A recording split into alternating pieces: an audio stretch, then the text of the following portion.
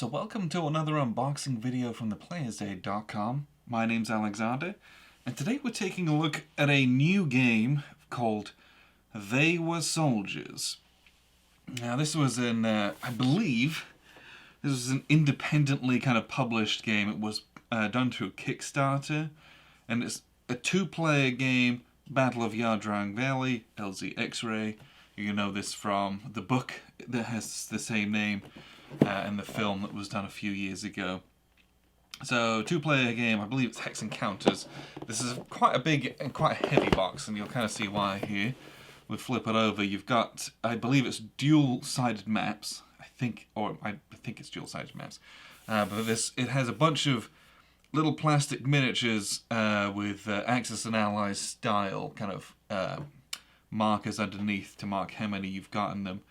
And we've got a whole bunch of game in this box. So let's just crack it open and see what we're looking at here. Okay. Again, this was done independently, and it's by Cadet Games, I believe, is the name of their company. I think since this was kickstarted, they've had another one on as a follow-up that I believe was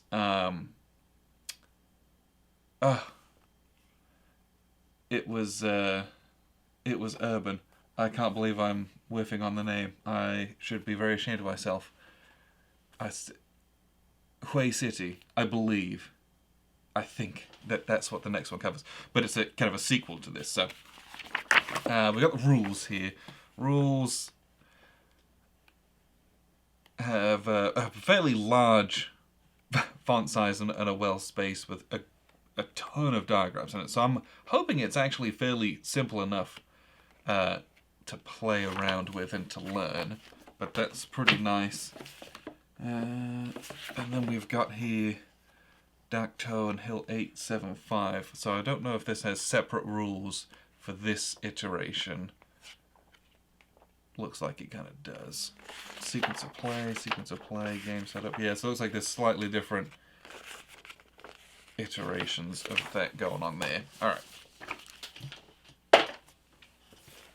First Cavalry Reinforcement card. And that's single-sided. This is like a really thick piece of cardboard. That's nice for a little schedule there. And here we've got some artillery fire support markers and holding boxes. And look, on there, also single-sided.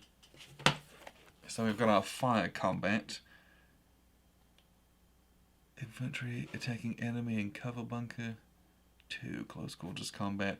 So I don't know if this is the number of dice that you roll, or if these are holding boxes. Not quite sure there.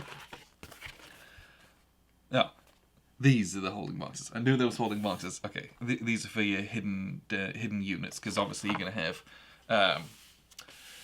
NVA and main force VC units that'll be slipping around, kind of hidden, and they'll be popping up, and this is where you're going to hold them off map. Okay, so now we've got a series of markers, and these are these round markers that just punch out. This is very thick grey core cardboard, and these have a nice semi-gloss to them. And some of them are dual-sided. Others not. Okay, now we're going to start getting into kind of the meat and potatoes of this. So, let's open up the board, which is dual-sided. I was correct. It's not 2 boards. It's, if I can open it. Okay. Alright. How are we doing this? Okay. I've got it on the Hill 875 side. Okay. So this is... Before I break everything in the studio. Okay, so this is Hill 875. Is this 22 by 34? If it is, I think it might be.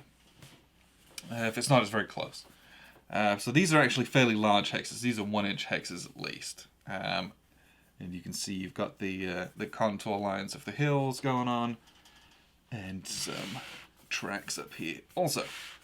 But if we flip it over, we've got our LZ X-Ray side, which is very much the title of this.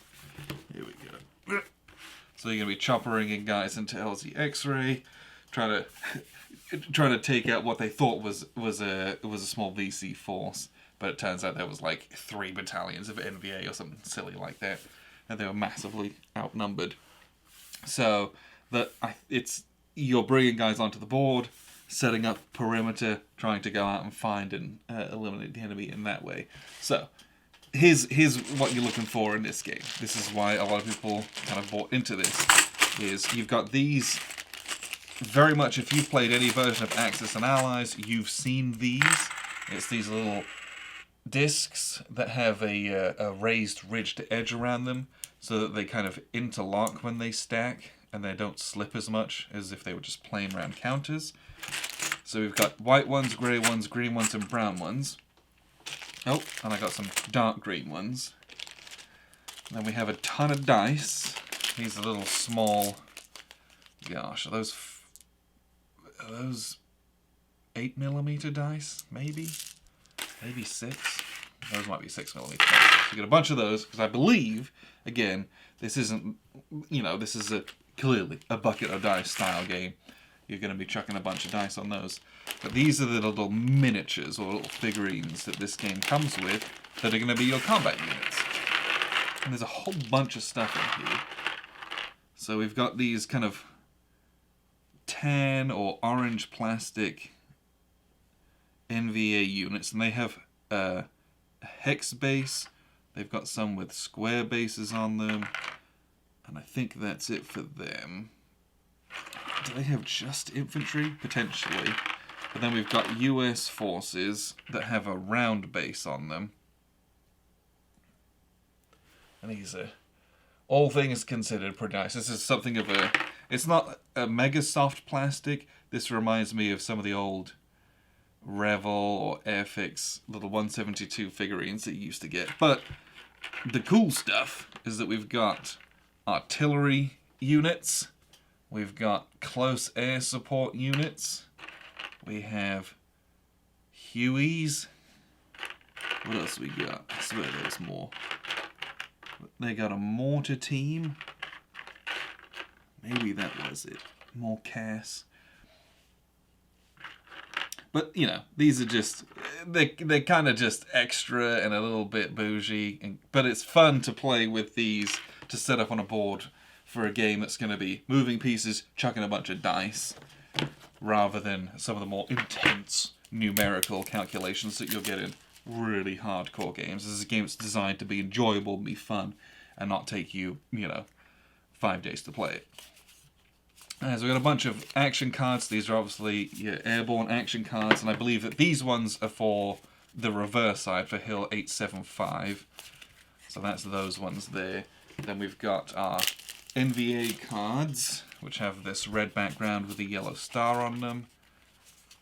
And these just give you this is a rally action. Add a strength step to any unit with under 7 steps any time this turn. You can play an action and do what it says. These are rule-breaking ones. But you also get, and again, I've called this out in a lot of games that are historical that have cards, the historical images or contemporary pictures are things that really help to tie the mechanics and the theme together, and to, it's just that little extra level of immersion that, it's not game-breaking if you don't have it, but it is a really good aid if you do have it. And so these ones are for your air cav in LZ X-ray scenario.